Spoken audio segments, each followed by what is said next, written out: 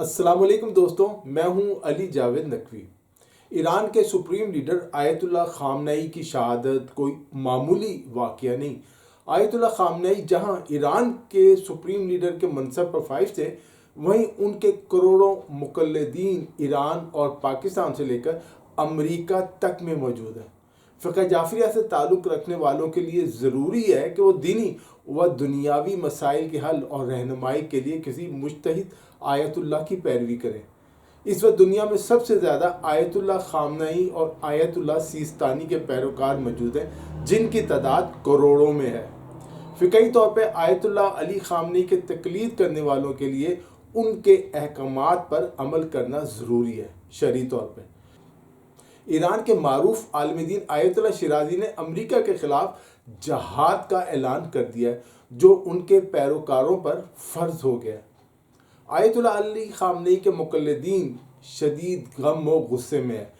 شاید عیاش اور عقل سے عاری امریکی صدر ڈونلڈ ٹرمپ نے آیت اللہ خامنئی کی شہادت کے بعد پیدا ہونے والے مضمرات کا جائزہ ہی نہ لیا۔ امریکہ نے آیت اللہ علی خامنئی اور وینزویلا کے صدر کو ایک جیسی شخصیت سمجھ لیا۔ ایسا لگتا ہے کہ آیت اللہ خامنئی کی شہادت کا بدلہ لینے کا باقاعدہ فتویٰ جاری کر دیا جائے گا۔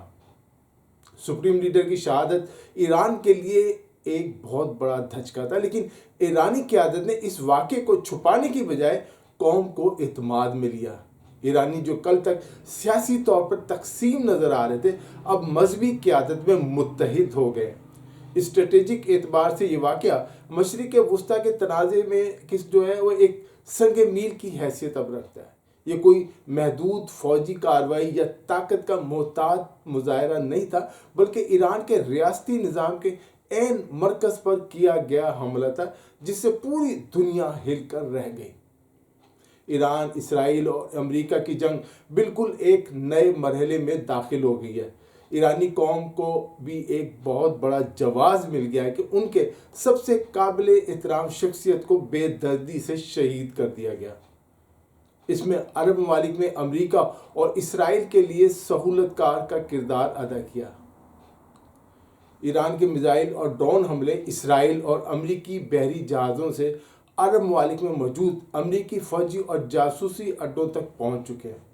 ایران مسلسل قطر، بحرین، کویت، متحدہ عرب امارات اور سعودی عرب میں موجود امریکی فوجی اڈوں پر حملے کر رہا ہے۔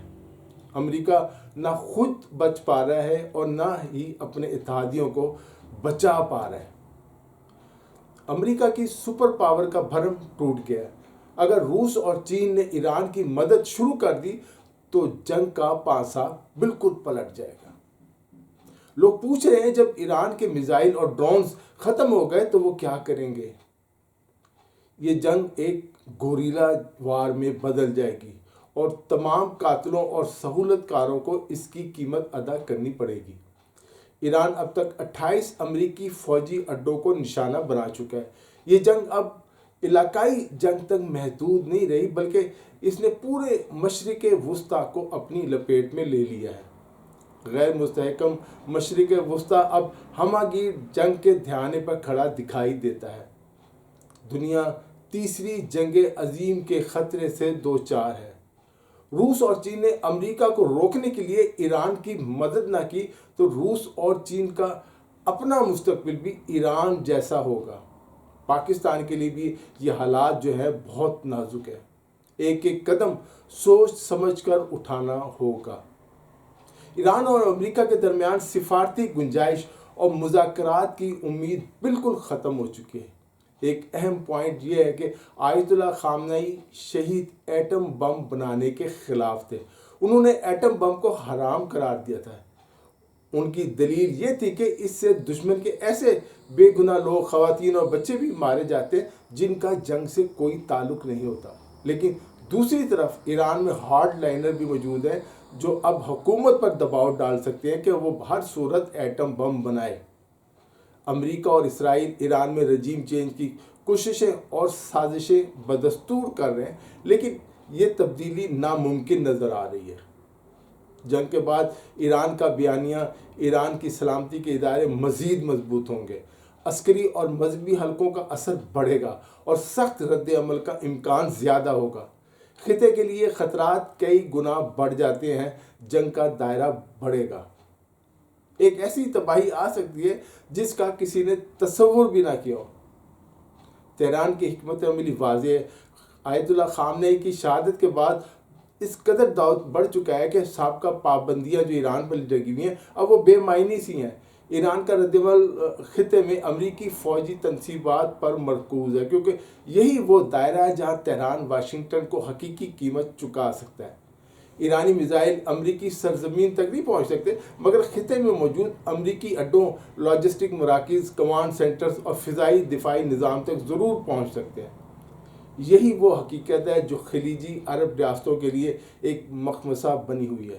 ایک طرف وہ ایرانی جوابی کارروائی کو اپنی سلامتی کے لیے خطرہ سمجھتے ہیں، دوسری طرف انہیں معلوم ہے اگر ایران نے امریکہ کو نشانہ بنانا ہے تو وہ یہی علاقائی میدان استعمال کرے گا، خواہ اس کے سیاسی نتائج کتنے ہی بھاری کیوں نہ ہو۔ ایران کو اب اس کی پرواہ نہیں ہے۔ امریکہ اور اسرائیل کا خیال تھا کہ سپریم لیڈر آیت اللہ خامنئی کی شہادت کے بعد ایران کا ریاستی ڈھانچہ دھڑام سے نیچے گر جائے گا، ایران مفلوج ہو جائے گا، لیکن ایسا کچھ نہ ہوا، بلکہ سپریم لیڈر کی شہادت کے بعد ایران کے حملوں کا دائرہ پورے مشرق وسطیٰ تک پھیل گیا۔ ایرانی سیاسی نظام میں سپریم لیڈر غیر معمولی اختیارات کا حامل ہوتا ہے، مگر نظام کو اس انداز سے ترتیب دیا گیا کہ وہ شخصی نقصان کو برداشت کر سکے۔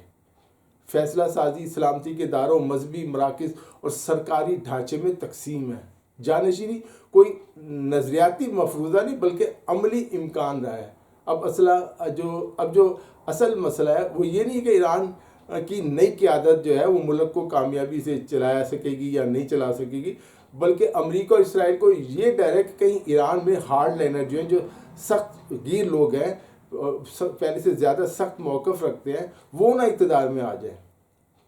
آیت اللہ خامنئی اپنے تجربے کے باعث مختلف دھڑوں میں توازن رکھنے اور کشیدگی کو ناپ تول کر بڑھانے کی صلاحیت رکھتے تھے۔ وہ صدر بھی رہ چکے تھے ایران کے، تو ان کی عدم موجودگی میں ایسے عناصر ابھر سکتے ہیں جن کے لیے جنگ وقتی بحران نہیں بلکہ مستقل نظریاتی مشن ہو، یعنی ایک نہ رکنے والا اور امریکہ کے خلاف ہمیشہ جاری رہنے والا جہاد۔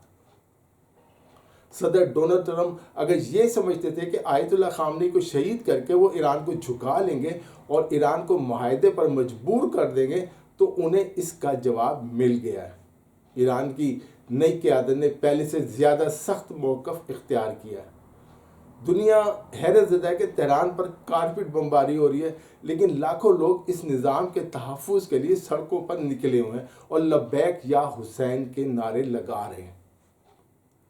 امریکہ اسرائیل کے خلاف جنگ نے جو ہے ایک مذہبی جنگ یا جہاد کی شکل اختیار کر لی ہے۔ اس وقت ایران کے علاوہ دنیا کے دوسرے ممالک میں آیت اللہ خامنئی سے محبت کرنے والے بڑی تعداد میں موجود ہیں۔ وہ عرب ممالک جیسے بحرین، کویت وغیرہ ہیں۔ اس بات کا امکان موجود ہے کہ وہاں کی جو شیعہ اکثریت ہے، خاص کر بحرین اور کویت کی، وہ اپنے بادشاہوں کا تختہ نہ الٹ دے۔ احتجاجی جلسوں اور تقریبات میں جہاد کے نعرے لگائے جا رہے ہیں۔ آپ کو یاد ہوگا 1 مارچ کو آیت اللہ خامنئی کی شہادت کی تصدیق کے چند گھنٹوں بعد آیت اللہ علی رضا عرافی کو قائم مقام سپریم لیڈر نامزد کیا گیا۔ وہ نظریاتی طور پر شہید کے قریب سمجھے جاتے ہیں۔ قومی سلامتی کونسل کے سیکرٹری جو ہیں علی لاریجانی بھی دشمنوں کو بڑے حملوں کی دھمکی دے چکے ہیں، اور اس کے بعد یہ جو حملے ہیں ایران کے وہ بڑھ گئے ہیں کافی۔ اب اگر مشرق وسطیٰ کو تباہی سے بچانا ہے تو اس کا ایک ہی راستہ ہے کہ امریکہ خطے سے اپنی فوجیں نکال لے، نیتن یاہو کو اس کے کیے کی سزا دی جائے اور آزاد فلسطینی ریاست قائم کی جائے۔ دوستو، اس ویڈیو میں اتنا ہی۔ علی جاوید نقوی کو اجازت دیجیے، اپنا خیال رکھیے گا۔ خدا حافظ۔